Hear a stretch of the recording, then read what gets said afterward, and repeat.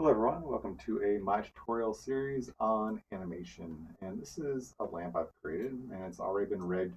It's got a very simple rig on there. There's no actual joints, it's just a bunch of constraints. We could have used some a little more complex of a rig obviously to get to some of the things I wanted to do a little bit easier, but this is a kind of introductory type of animation lesson. I'd really like it if everyone had an idea on how to make all these controls work independently. Gives you a little more control on each one of these bends, and it makes it to where it's quite as streamlined. That way, if when it comes up to some more complex rigs, you'll have a much better understanding on how to deal with them since you worked on some of these where you're animating curve by curve. Okay, so all that said, we're just going to kind of jump in. One of the animation principles I want to work on today is squash and stretch. Um, so what we're going to do is we're going to basically want to animate this lamp, kind of like what you would think of in like a Pixar type of um, preview, with their little jumping lamp. We want to create something similar to that. So in this lesson, we're just going to create a hop. So we have our timeline here. Currently, we have 24 frames on here, and at 24 frames per second. Let's go ahead and take a look here and see what the playback speed is. Currently, it's at frame rate of 24 frames per second. Playback speed's at 24 frames. Active. It's not on free play, so that's good. It does say free play. That will make it play faster than what it may be, what you may be thinking it's playing at. But currently, it's all set correctly, so we're good to go. Let's expand out the timeline a little bit. Let's bring it up to, let's say, 100 frames. Okay. Now we're going to lock the ground out. We're going to make another layer for the ground. That way we don't accidentally click on it. Okay. We're going to call this ground. Make sure that turn on the reference. That way we can accidentally click on it. The base mesh over here is also on reference. If you look over your layers here, it's already under this one here where it says mesh. That's for the lamp. I don't know if I said this already, but in case I didn't, this lamp asset for this lesson is available inside the description. There's a link to my Dropbox so you guys can go ahead and download this and follow me through this exercise if you guys would like to. Okay, so let's close down that as well. We don't need that open. Okay, so on frame one, we're going to go ahead and select our control curve here, the master control, which is at the base, or control base, spelled wrong. Okay, on frame one, I'm going to hit S. That will keyframe all of the channels in the channel box, or all the attributes in the channel box. So on frame one, now we're going to, I want to stagger it a bit. I'm going to bring it out to frame 10 before I have it do anything. So I'm just going to have this like this pause. That will allow me to have a little bit of time to create some anticipation and some build up before it actually jumps. Actually, let's bring this all the way up to 24. Let's make sure it has a full second to kind of build up before it jumps. Okay. Okay. So what we're going to want to do is we're going to want to have on frame 24, we want this whole thing to collapse down, right? So what we need to do is we're going to have to keyframe all of our control curves here. I'm going to hit S on each one of these guys. Actually, we need to do this on frame one. S, S, S, S, and S. So on frame one, all these controls all have been keyed. Now to frame 24, I want this to go all the way down into a squash position, so it's going to be able to jump up. All right. So what I'm going to need to do is I'll rotate this one down.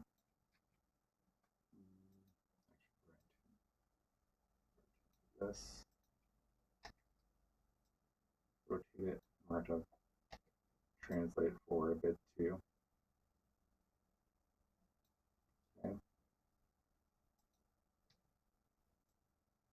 Squash this one and this one down a bit more.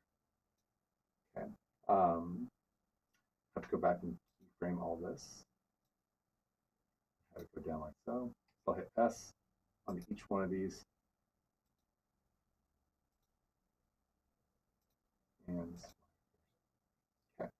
So something that will accelerate our workflow when it comes to animating this is to have this icon here. Let's see here.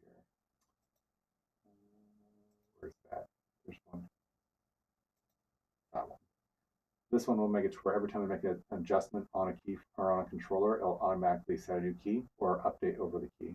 So that will accelerate our workflow a bit. Okay, so let's go ahead and test this from 1 to 24. Okay, we see that's collapsed down. And let's have it to where this one here after 24 goes up to 30 and actually collapses a little bit further.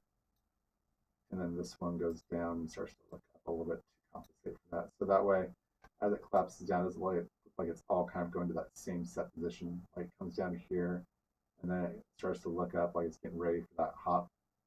Okay, so from 30, I'm going to have it explode upward. Okay, so it's going to go at 40. I want it to be, just going to lift the whole thing off the ground. It's going to go airborne about up to here. Okay. I'm going to have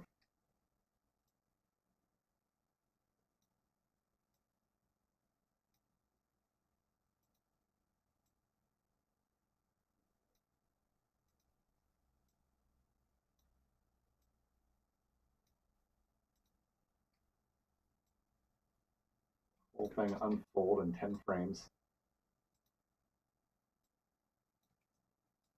That's half a second.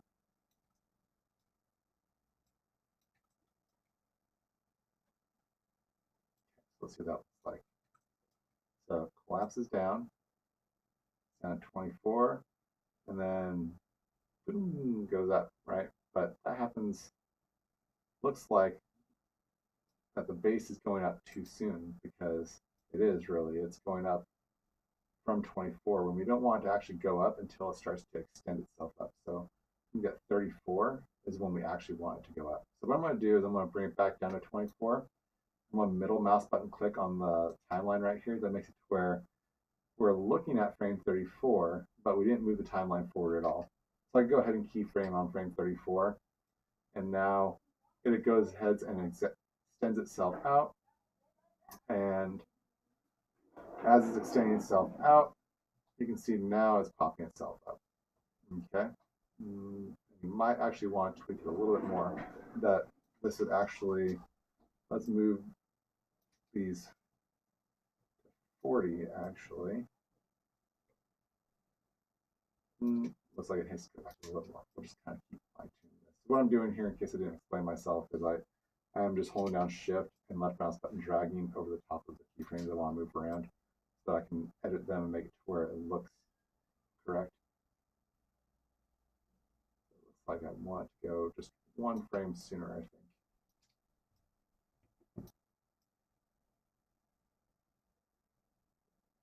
That looks better. Okay, so let's see here. I'm going to select all the control curves again, and it goes up. And then I want to come back down to this squash position. So it's going to go, I want 24. I want all the keyframes from the controllers from 24 to be copied, and then I want them to come down right away, right? So it goes up and it comes right back down. We're going to say, actually, how about this? We're going to pause in the air a little bit to kind of create a little bit of exaggeration on this. So we're just going to say it goes up a little higher, and then it comes right back down over here. So let's test this out. I'm going to select all the controls, just shift selecting all of them.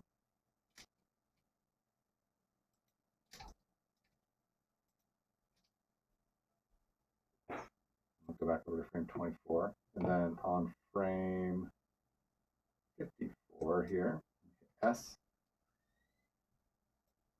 Okay, so let's go ahead and test that out. As you're coming through, squashes goes up, comes back down, and lands. And it starts to squash a little bit too soon, so we're going to have to edit that as well. So he starts to squash before he actually gets down, which I kind of like a little bit of that, but I like the pause. He gets up there, pauses for a second, then comes back down, but he squashes too soon. So these guys here, go through and select all of them in reverse order. The reason why I'm selecting them in reverse order is because if I select just the parent, I'll think that I have all of them, but I'll only have the parent, and then I'm only really adjusting the parent's keyframe. Okay, so you see this one here. So I need to, so middle mouse button, remember, on frame 40, when middle mouse button over to frame 48, hit S. That copied all the keyframes to where they're in this current position so that it goes up and they don't come back down until after 48. So it's basically saying don't start animating until frame 48 back down to 54. So let's see here.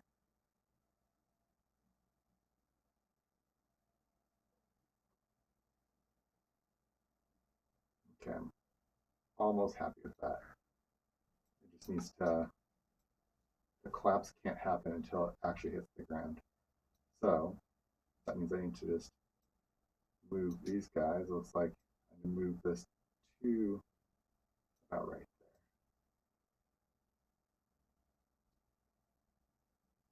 That was believable. Okay. So let's go ahead and play that out. Okay, that's good.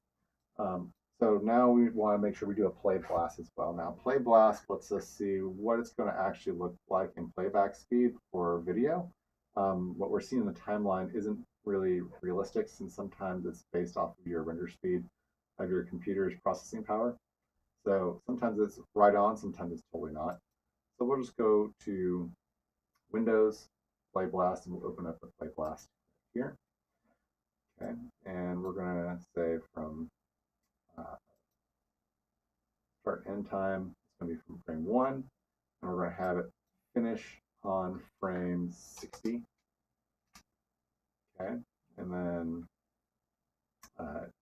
AVI is fine, I guess. And quality is at 70 by default. That's okay. From window, which is what we're currently looking at, you can set this to a specific camera if you have them, but we don't have any setup for that, so we don't need to deal with that at all right now. We want to do save to file, so we can call this one camera, or no, I'm sorry, lamp test 1, and we can go ahead and hit play blast now. There it goes.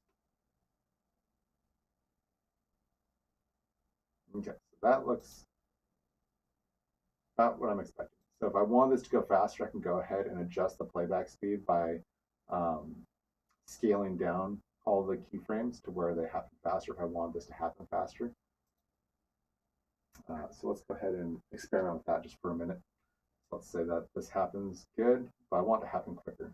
So I'm going to include this last one in here. I'm going to select all of them. And then I'll just click this arrow down here at the end. And instead of it happening over 58 frames, I'm going to have it happen over, let's say, 40 frames. Okay, so now it's going to happen faster.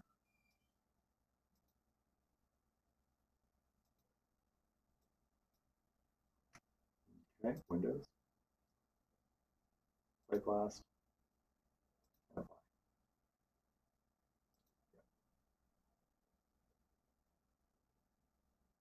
There we go. And that's a little faster. I like that a little bit better. Okay. If I want to clean that up a little bit, I can go and go to the quality, ramp this up to 100.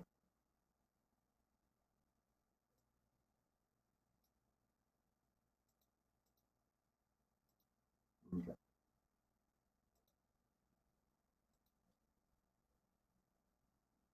There we go. That looks a little bit better as far as video quality goes. Not that it matters. You don't want to use your play blast as your actual videos. This is just for you to be able to do some pre-viz type stuff. Okay, so what we explored so far today was how to create and edit our animations from a few controls on our lamp. I would like you guys to go ahead and do something similar to this. You guys can have it hop around the scene if you want to. This should have given you the tools that you need to be able to have your lamp hop around the scene as you like. So this lesson, what we were exploring was squash and stretch. So the squash was when it squashes itself down here And then stretch, you can see here it stretches itself up to the top here. And that's really what animation is about, is over exaggerating movement. So when it's getting ready to jump, usually when you jump, you don't squash yourself all the way to the ground and get ready to jump. And you don't fully extend yourself out with all of your arms and stuff going skyward. But when you exaggerate things out in animation, it just for some reason seems more believable to the eye. So go ahead and experiment with that. I look forward to seeing what you guys come up with. See you guys in the next lesson.